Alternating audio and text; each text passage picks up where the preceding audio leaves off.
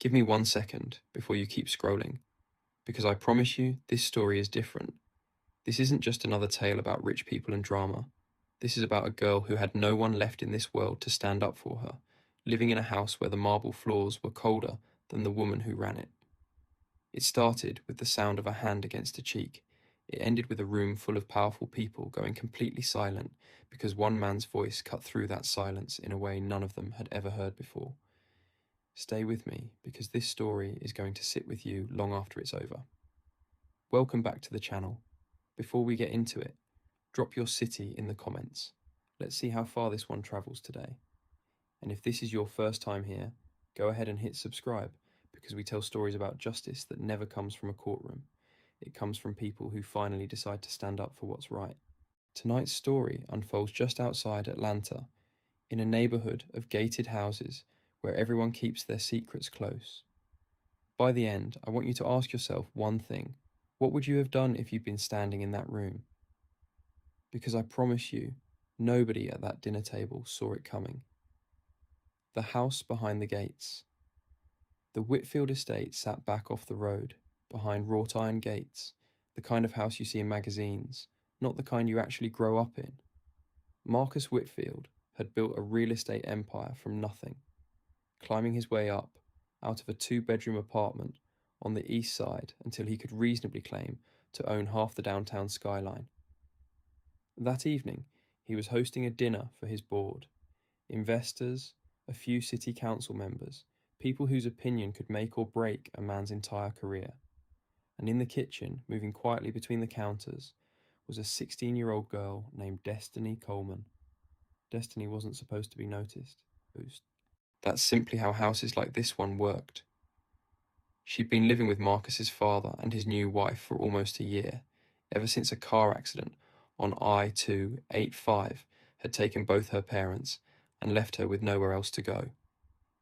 Marcus's father, Robert, had known Destiny's father since they were boys. They'd grown up on the same street. So when he heard the girl had no one left, he didn't think twice. He took her in and called her family. But Robert's wife, a woman named Camille, never once called her that. Camille Whitfield had married into money, and she wore it like armor. She was the type of woman who could compliment you and insult you in the same breath, smile for a photo 1 second, then turn around and make a grown woman feel 2 inches tall the next. She had never wanted Destiny in that house, never said it outright in front of Robert, but everyone on staff knew it anyway. The way she looked at that girl, like she was a stain on the furniture instead of a child who'd just buried both her parents. The slap. That night, Robert had asked Destiny to help set the table before the guests arrived, mostly because he wanted her close, wanted her to feel like she actually belonged somewhere. She was carrying a stack of the good china, the kind you're almost afraid to breathe near, when her sleeve caught the edge of a serving cart. One plate slipped. It didn't even break, just clipped the corner of the table, leaving a tiny chip nobody would have noticed within a week. But Camille noticed. Camille always noticed the wrong things. Her expression shifted in a way that made the whole room go cold. She didn't yell right away. She just stood there for a second, jaw tight, eyes narrowing, as if Destiny had committed something unforgivable. And before Destiny could even get an apology out, Camille's hand cracked across her face so hard the sound rang through the kitchen like a gunshot. Destiny stumbled back against the counter, hand flying to her cheek, tears springing up instantly, not just from the sting, but from the humiliation of it, because 2 of the catering staff were standing right there and saw the whole thing happen. That's the exact moment the door swung open. Marcus walks. Marcus walked in still wearing his overcoat, phone in hand, halfway through typing a text to his assistant about seating arrangements. And he froze, because what he was looking at didn't compute at first. His stepmother, chest rising and falling, hand still half raised as if she were considering doing it again. A 16-year-old girl pressed against the counter, a red handprint blooming across her cheek. And silence. Total silence, because nobody in that kitchen was brave enough to say a single word. I need you to sit with that for a second, because this is exactly the point where the story could have gone 100 different ways. It could have gone the way these things usually go, where the man of the house sees something ugly happening to someone with no power and just keeps walking.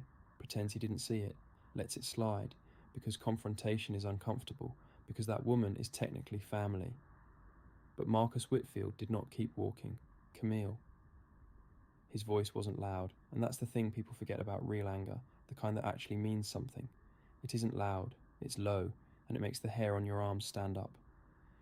What did you just do? Camille turned toward him, and for a split second something flickered across her face, something close to fear, before she caught herself and straightened her back like a woman who'd never once been wrong in her life. She broke a $5,000 plate, Marcus. Somebody needs to teach that girl some responsibility. Marcus crossed the kitchen in about 4 strides and knelt down in front of Destiny. Picture it. A grown man, a millionaire, kneeling on his own kitchen floor in front of a teenage girl in a stained apron, looking at her like she mattered more than every single guest sitting in his dining room right now.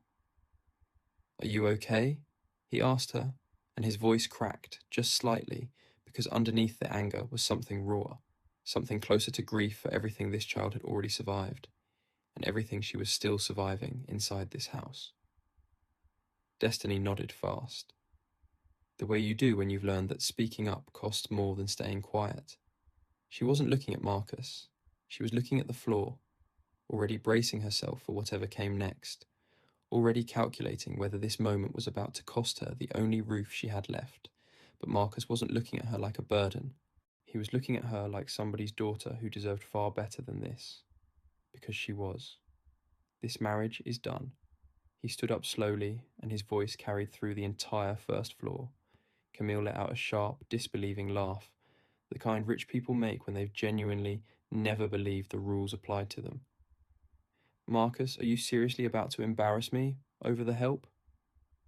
That word, help, hit the room like a slap of its own, because Destiny wasn't help. Destiny was family. Or at least, she should have been. Marcus turned to face her fully, and something in his posture shifted. Something final. Say that again, he told her. Camille, drunk on years of never once being questioned, didn't back down. You heard me. She's living here on your father's charity, and she can't even carry a stack of plates without breaking something. This is what happens when you let people in who don't belong. Some of the guests who'd started trickling in from the front room stood frozen in the hallway, watching, phones half pulled from pockets, not entirely sure if this was real life or a scene from a movie. That's when Robert Whitfield stepped forward.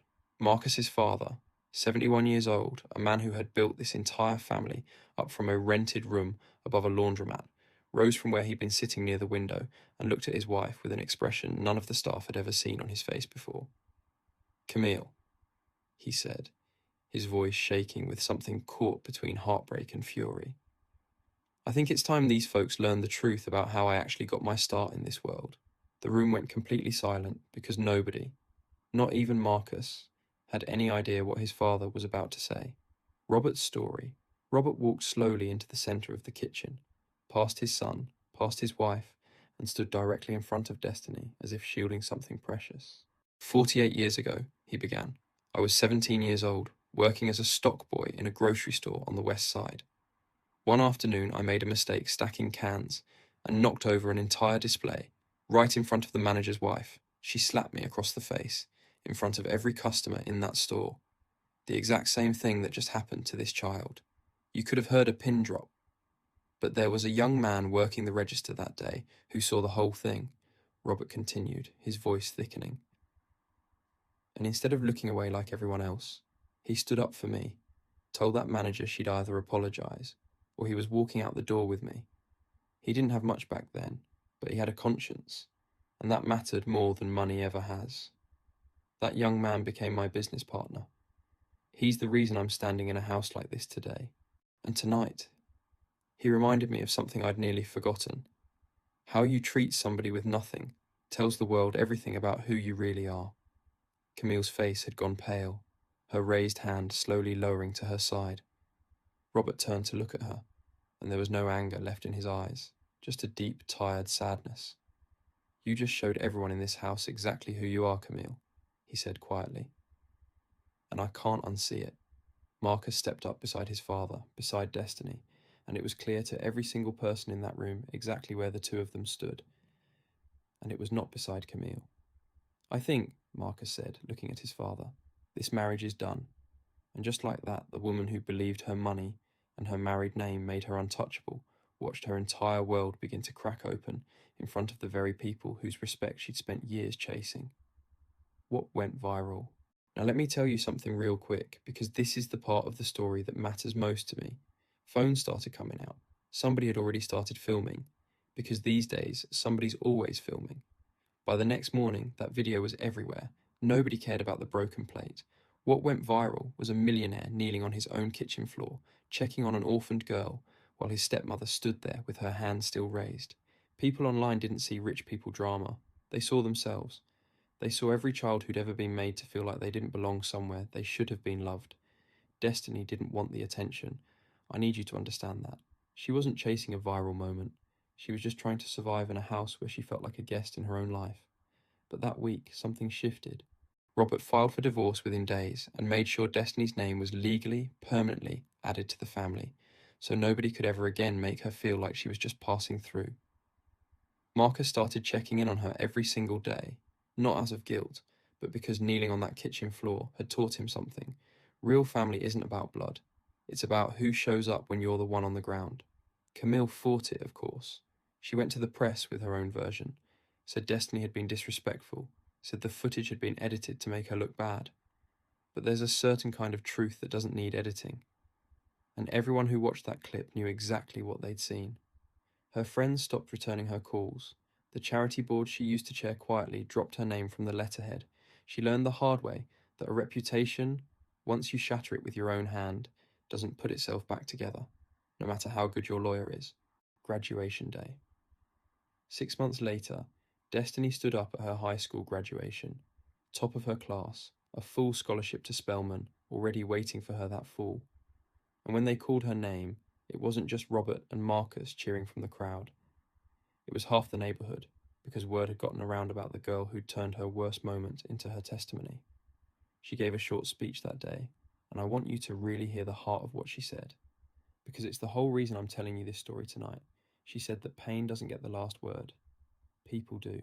She said someone can put their hands on you and try to make you feel small, but that doesn't decide who you become. The people who choose to stand up for you do.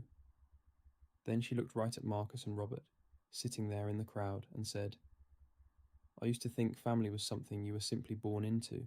Now I know it's something people choose every single day, especially on the days it's hardest to choose. I get emotional every time I think about this story, because it was never really about a wealthy family in a big house outside Atlanta. It's about every single one of us who's ever felt like we didn't belong somewhere, like our worth depended on whether someone with more power than us decided to see it. Destiny didn't need Marcus to save her. She needed somebody to finally believe she was worth standing up for. And once he did, she went on to save herself. 3 years later. 3 years later, Destiny crossed a different stage entirely, this time in a cap and gown from Spelman, pre-law, heading straight into a program helping foster and orphaned youth understand their legal rights, because she never forgot what it felt like to have no one in her corner.